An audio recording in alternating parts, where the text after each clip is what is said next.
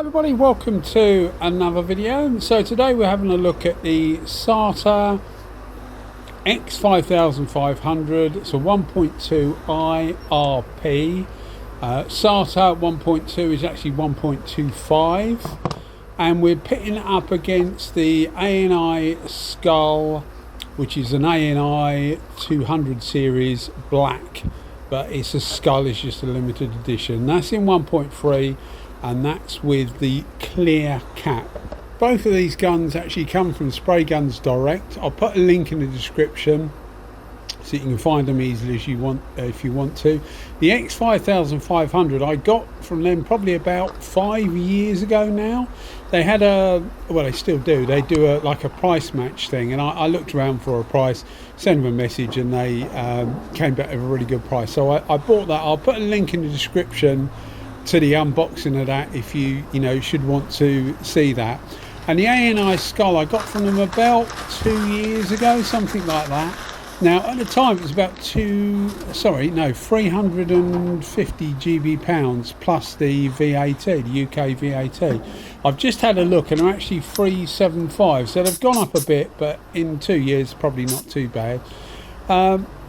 You get it as a kit. Now with the kit you actually get on the ANI, you get a WB cap, you get HVLP cap, and you get this cap, the cap we're using on this gun today, which is the clear cap. So it's you actually get quite a good selection.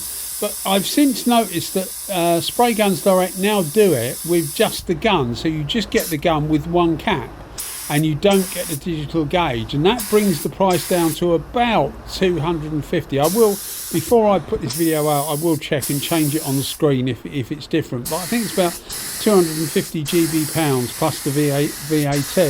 Now the Sata X5500 is somewhere in the region of well, this is a digital version as well, the ANI was as well, I suppose, is somewhere in the region of about 600 GB pounds plus the VAT. So totally different price. These things, one is twice the price of the other.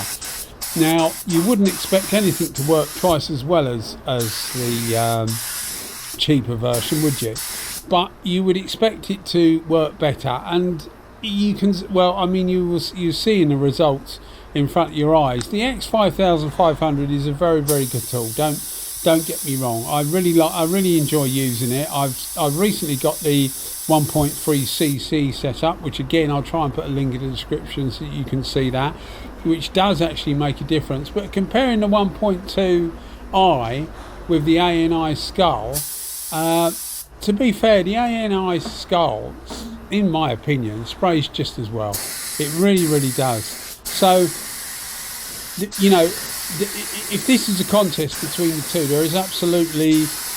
there's no clear winner as far as performance goes, but there's definitely a clear winner overall, because one is half the price of the other. So it makes it a no contest really. But one of the reasons I wanted to do this video, or I actually did a video quite a while ago, but one of the reasons I wanted to get it out was when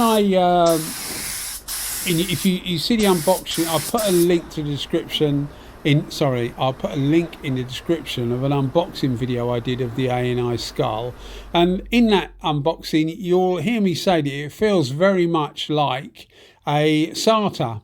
And that was one of the reasons for doing the video, really, because the ANI does feel very much like a Sata. They're both physically quite big guns, although the ANI is actually a lighter gun. Longevity, I really don't know. You would think that the Sata would last longer, but having said that, with the ANIs, you can buy a complete seal set. And I've said this about the little GF3, which is a little cheap mini gun, the ANI GF3, the R160, which I've actually been using today. I've been using the compact and the R160 today. That gun, the F160, which is like the cheaper version of this, it's not the same at all. It's similar, actually very, very good. But the F160 and the F200s, you can get service kits for these, depending which model it is, but a maximum of about 16-17 GB pounds plus the VAT, and you can rebuild the gun.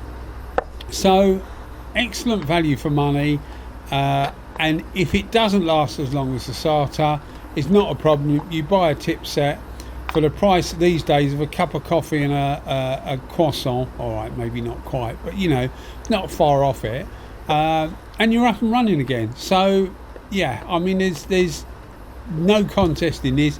You can be the judge at the end of it. When you see the two panels, you can tell me which you think sprays better. But from using these guns, it's just, in my opinion, the ANI Sull is just as good as the X5500.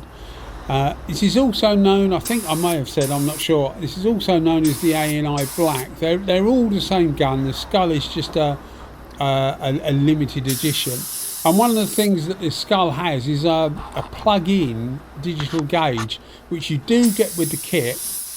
If you buy the kit, the £375 worth thing, if you buy that, you actually get the digital gauge with it. I think I said this video's a few years old. Basically, when I first got the gun, I thought I'd do a bit of experimenting against different guns. But I got this out to use. I got my ANI Sull about 2 months ago to get out to use, and I hadn't used it for a little while, and it was quite cold. It had been down to like 0 degrees overnight, and for some reason the digital gauge just didn't want to work. And I thought, oh, either the battery's flat or it's gone wrong. And after about 30 seconds, it sprung into life, and it's been absolutely fine, and it's been fine since. So I presume it's just because it was cold for some reason. It's not showing low battery or anything like that. Another good thing about the gauge is it actually shows the temperature of the air going through, and I think that's to be used in conjunction with they do a small contraption that fits on the bottom of the gun. Effectively, it compresses the air to heat the air up slightly. Some people say they don't work very well. I have been meaning to get one, but they're quite expensive, and I just haven't got round to it yet. But yeah, I mean, that's the idea of it. That giving you the temperature of the air is to work in conjunction with that. But it's actually quite interesting to see how much colder the air is going through the gun than the actual ambient temperature, because your compressor is normally made of cast iron or steel, which keeps its lower temperature for longer. So if you get into the workshop and it's been quite a cold night and you start warming your workshop up or whatever, your compressor's still cold. Well, certainly the holding tank will be anyway. But this is the ANI Sull, and as I say, I don't think you can split these two as far as finish wise goes. Both of them produce an excellent finish. We used a U-Pole clear coat, a 2080 with 10% thinners. It's not a fantastic clear coat. It's a cheap clear coat, but it works quite well for these comparison videos. It doesn't flatter the gun, which is half the idea of it, really. But as you can see, I think you can see anyway, the pattern on the ANI is more or less identical to the X5500 Sata.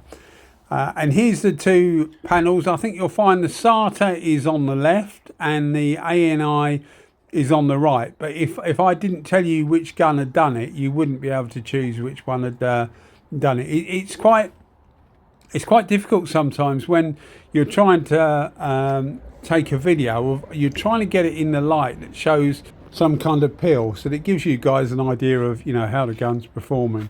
But as I say, I can't split the two. Both of them give a really, really good finish, but when you consider that one is half the price of the other, it's a no-brainer as far as which one wins out of these two. Anyway, guys, thanks as always for watching, and you keep watching them and I'll keep making them. And if you are enjoying the videos, maybe a thumbs up, and why not even put the boat out and subscribe. All right, guys, thanks for watching as always. Cheers. Bye-bye.